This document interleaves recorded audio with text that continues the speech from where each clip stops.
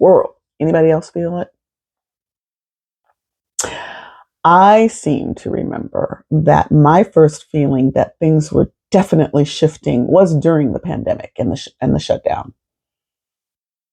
It was very clear to me that we were undergoing something akin to the industrial, I mean, a major cultural shift, global cultural shift, and that things were never going to be the same, ever, ever. And I knew, I could feel that it was it's a long term. This is maybe 30 years we're going into this period. It doesn't just happen, boom, industrial, woo, we're tech, woo. I mean, we were in the knowledge.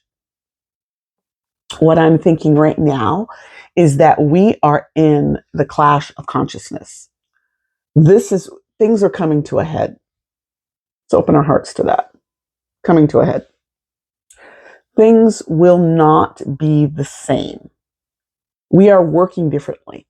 And let me try to break this down for you. Our society, as we've gone through the Industrial Revolution, the technical, the knowledge, AI now, right? AI is the big thing. So that's gone on. All of these things run together, but we've got certain flashpoints, and we're at a flashpoint right now with the AI, and we're at a flashpoint with quantum physics. All of these things play together.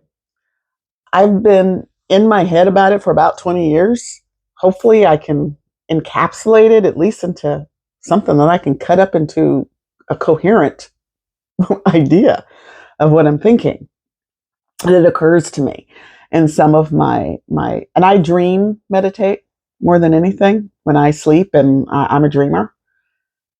But I also spend the first formative part of that dream really looking through my third eye. And I've known about my third eye since I was about 7 or so. My mother said, I asked her what it was, why I was seeing these things. And she said, because I had a third eye.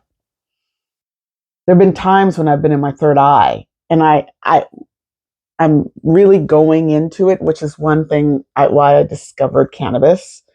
I didn't discover it. Hello. I discovered that I enjoy it. I did not try it till I was well into my 40s. I never was, as I said, I'm not an addictive personality. And I tried it, and then I understood why peoples throughout time have used mushrooms, cannabis, alcohol, things to alter the consciousness. Some are better than others. Alcohol doesn't really alter the consciousness. It affects us physically and clouds our brain. It does not give us focus. It does not give us clarity. It does not give us energy. But things like cannabis and some psychedelics and natural psychedelics and things like that, they can. And cultures immemorial have utilized them because we're energy. Everything is energy. We are the stars. We are the moon. We are stardust. We are atoms. All of us. I was having a period where I could see not an aura.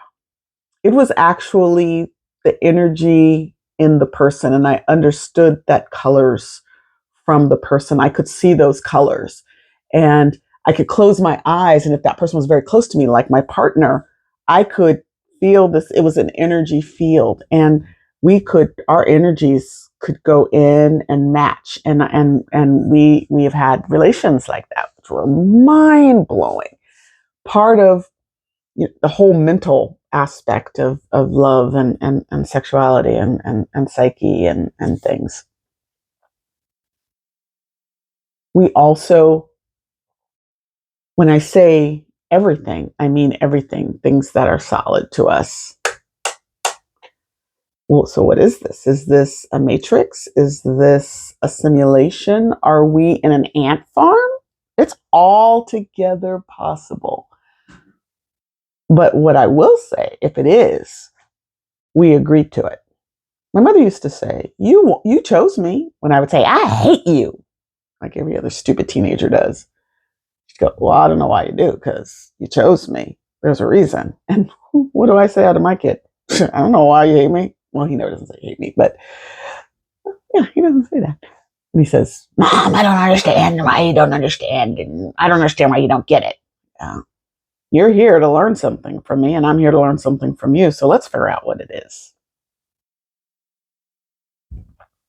In that vein, the souls that we commune with. I dreamt my son before he came. I had his name. I saw his face. It's unmistakable. I know that my mother and father, we've been in multiple relationships where I've been the wife and the husband and the kid, and it's all been mixed up. I have seen glimpses of a life where I lived in the Midwest. I was like a Swedish immigrant or something. I mean, anyway, my husband looked like Max Sandow, Van Sandow. Sandow. Anyway, him, very handsome man. Swedish. So I felt these things, and I knew that my person was my person. And I'm here, and I'm very clear that there's nothing wrong, that he is there and I am here. We're where we're supposed to be, but we're supposed to be together. That, in spite of the alcoholism. And I had two people that I love very much express their disapproval of his behavior or who he was. He smoked cigarettes. I smoke a clove, bringing your teenage years back to every once in a while. Doesn't bother me, never did. My mother was a smoker. I don't think you should demonize smokers, but that's just me. I don't smoke cigarettes. I don't like them. But it doesn't bother me as long as it's not in the house.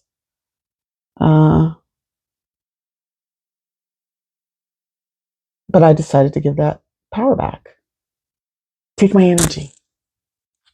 I'm trying to build a business, and I see things so much more clearly since he's been gone, than I did when he was here. And there were some things that I've learned. It was like, really? Okay. I could have done that. I could have been, are you serious? What's taking me so long? But I also realized that I need to wait for my time. What my time is. And this is my time. And he needed to be gone because I needed to do those things that I did and all the things that I did when he was gone because I was too focused on him. I was worried about him. He wasn't working. What's happening? Da, da, da, da. And quite honestly, he's my serotonin. There's nothing I like better than being in his presence, than being with him, than touching him. And that was distracting me. So I needed to take away the distraction. And I did. Now I feel much more confident in the business, in the plan for the business. Business is not exactly off. One thing I've said is I've had a lot of things that are telling me I'm in the right place. The timing has been off. My timing has not been great. I would have loved for things to be like, whew, in my head, oh, I should be on Easy Street by now in the plan that I made, way back in 23. Not there. But I'm not scared. I know I can do this. And I know I have different strengths. And I understand that the reason I can do it is because I believe it. Do you believe in yourself? And if you do, why? And if you don't, why? Remember that strength.